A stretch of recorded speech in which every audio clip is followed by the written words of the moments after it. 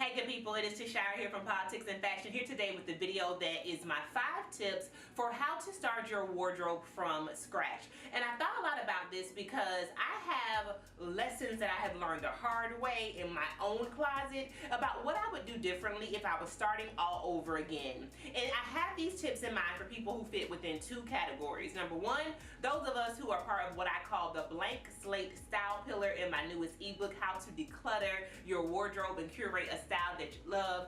These are people who aren't quite clear on what their personal style is. They don't have the basics in their closet. They're a bit lost about their personal style and how they would define it. And the other category I think many of us fit within, and that is those of us who are emerging on the other side of the pandemic, and we looked around one day and all we had in our closet was athleisure, jogging pants, and holy t-shirts from down at the car wash. Remember that t-shirt that they had gave you? It's soft, I know it is because you watched it a million times, but it has holes in it and it doesn't allow you to present as your best self, yet you continue to wear it because you're on Zoom calls with the camera off. This is no shade, and I guarantee you it is no tea. I want better for us. I want better for us. And these 5 tips are where I would start. If that sounds good to you, then just keep watching and get locked and loaded with me, y'all, all around the internet. Follow me over on Instagram and on TikTok for daily style and self-care inspiration, as well as here on YouTube. Subscribe to the channel. We are on our way to 50,000 subscribers, and I want you to be a part of the tribe. Now let's get started.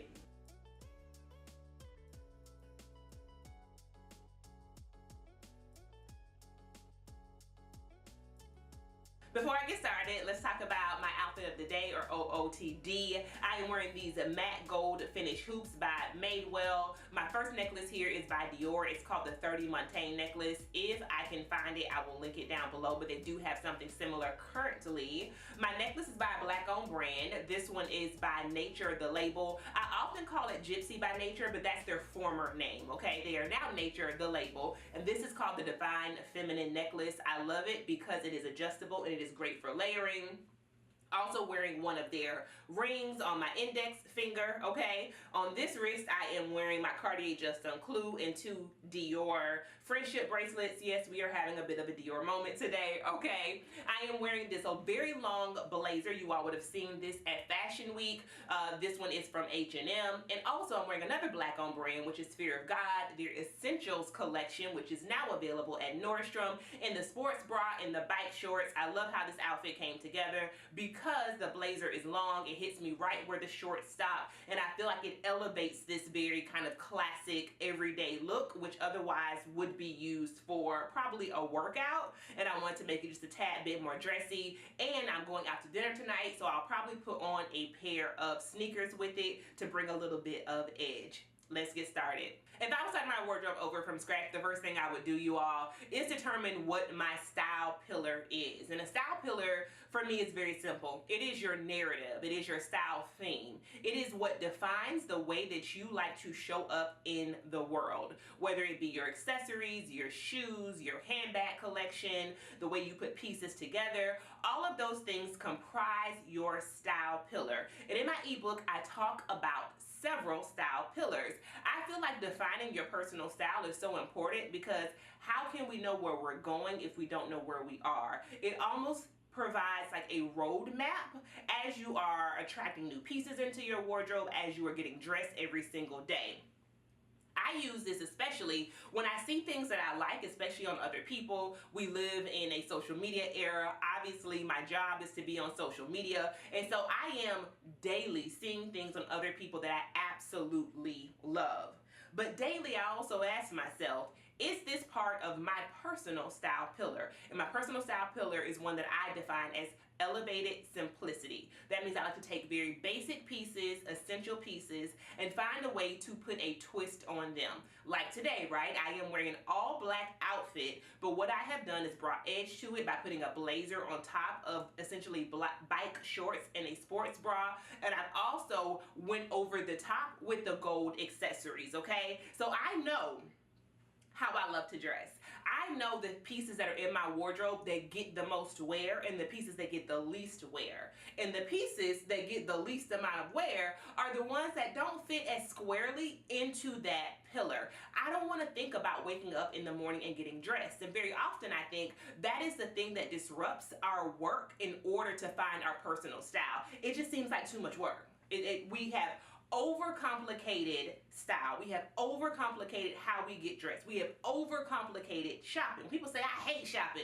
I always find that personality type to be so interesting because it's not that they necessarily hate shopping. They hate the way that shopping makes them feel, which is oftentimes a sense of overwhelm. So in order to get rid of the overwhelm, you got to know where you're starting, friend, and that is by determining your style pillar. If you want to know more about how I define style pillars and the one that you may fit within, I will make sure to link my ebook down below. In many ways, it's also almost a journal or a workbook. So it's a great way to actively think through what is in your wardrobe and how you want to describe your personal style.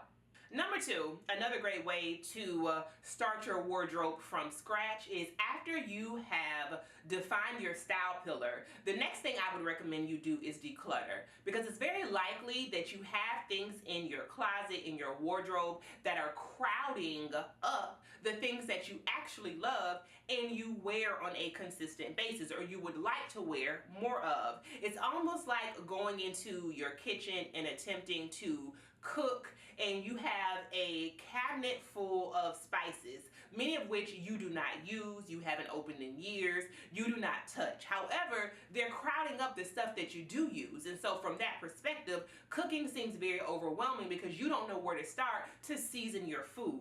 I think about style in the exact same way, and I use cooking as an analogy often, not because I do it, I've shared that with you all plenty of times, but because I would imagine, for those of us who do, there are certain decision points that we are making from start to finish in how we put our meal together that is very similar from start to finish in how we put our outfits together or how we have curated our wardrobe. So as a result, get those old spices out there, get those things out there that you know you do not use. Girl, get that MSG up out of there, okay? If you have high blood pressure, get rid of all of the salt, okay? Get rid of the things that are no longer serving you. And I like to think of Marie Kondo's method, the KonMari method here, which is if it does not spark joy, then we don't need it. And I have a whole video sharing with you all how I decluttered my wardrobe when I was getting ready for spring. I'll make sure that it is linked down below because I think that process that I went through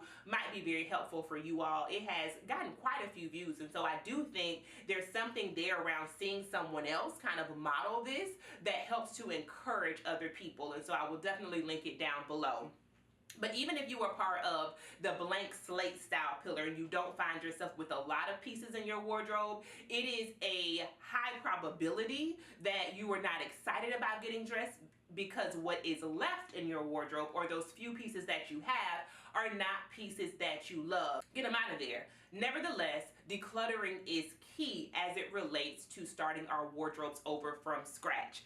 You all will notice here that I did not tell you what to go out and buy. This is not going to be a video about that. It's not going to be about the 10 pieces that you need. That's not what this is. Because I don't want you to go out and buy something new just to bring it in your closet and not wear it because you don't know your style pillar. Or because you have too much in your closet, and so when you bring those new pieces in, it is just going to get crowded among what you do have. I don't want you to have a closet full of clothes with tags on them. And that is the risk we take when we go shopping without having a much more intentional and disciplined view about how we build our wardrobe. Now, after we have determined our style pillar or defined our style, after we have decluttered, the next thing I want you all to do if starting your wardrobe over from scratch is to determine your style goals. And much of this also has to do with a lifestyle, because I've shared with you all before, one of my shopping mistakes video, that we are consuming pieces in our wardrobe based upon a fantasy lifestyle, not the lifestyle that we currently live, okay? Not our current lifestyle. And so I want you to think about, what are my goals for refreshing my style? What are my goals for building my style from scratch? Is it because I want to feel good about myself? Is it because I have a new body post-pandemic and I want to show it some love from a body positivity standpoint and not wait until I lose those 10, 15, 20 pounds to fit into to my old things.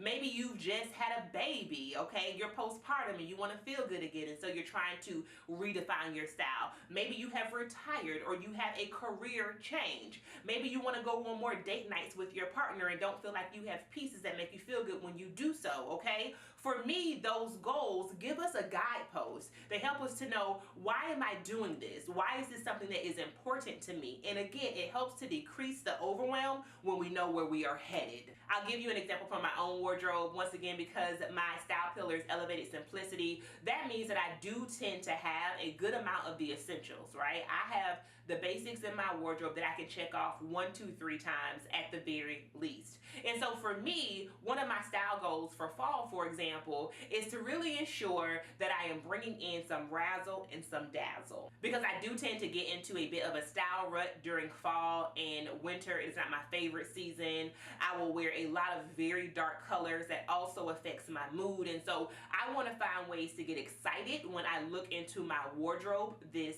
fall and winter. Well, if that is my style goal, and I know that, I'm not going to go out. I'm not going to go to Cost and buy 3 black sweaters.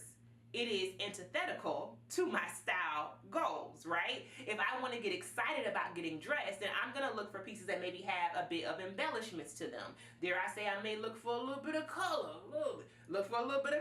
okay? I may look for things that have very interesting design elements. I may go to some of my favorite designers and really take a moment to invest in some luxury design pieces, some ready to wear that I know is going to have a bit of an edge to it. Keeping my goals in mind is going to help me when it is time to shop. And my 4th tip, which I think can actually really inform the 3rd, is to find inspiration.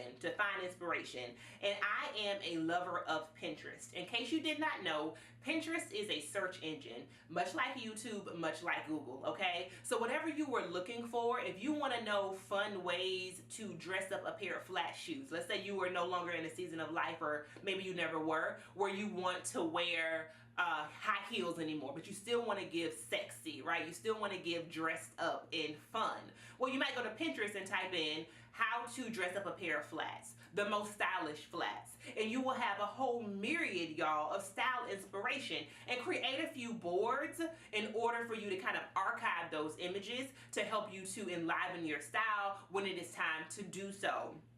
The same thing with social media. Instagram, for example, I have images saved going back years and years and years that I still reference actually when I feel like I'm in a bit of a style rut that I want to get out of. I think if you were starting from scratch, if you were trying to get out of, let's say, the jogging pants season in your life, if you don't know where to start as you are building your wardrobe, then inspiration, y'all, is 100% key. Look at your favorite YouTubers, your favorite influencers on Instagram. Using Pinterest as a search engine are great ways to get started. Now, I do want to provide a caveat here because we still have not got to shopping, okay? So you seeing things on other people does not at all mean that you need to be buying exactly what they have. If you feel like it genuinely is going to work within your wardrobe, if you have taken tips number 1 through 3 into consideration, then go off, sis. Do you. If you like it, I love it. However, I do think that sometimes when we don't know where to start, the first place we go is to buy what someone else has, to buy something that someone else has on. And that does not have to be our narrative. In fact, I would say it actually is going to get in the way of you developing your personal style, okay? So find your inspiration wherever it makes sense for you. You may be someone who loves magazines. You may want to cut out images. You may want to create a mood board. I highly recommend all of those things to help you to achieve your style goals. And last but not least, we have gotten to the final tip, which is the one I'm sure you all have been anticipating, which is to shop with intention. And I use this phrase so often, and I love it when you all mention it down in the comments because it lets me know that as a matter of principle, as far as this platform is concerned, that is something that is coming across to you all. Whereas I love fashion, I love personal style, I definitely believe that we should be intentional with our purchases. Number one, because obviously it's better for the environment, but also because I don't want you to have a closet full of clothes that you don't wear. As I have mentioned before, doing so actually gets in the way of your personal style. And so as you begin to shop and you have taken tips number 1 through 4 into consideration, I believe you would now be at a point where you are going to know how to curate your wardrobe in a way that makes sense for you, for your style pillar, but also for your everyday life. I always recommend that we start here by making a list.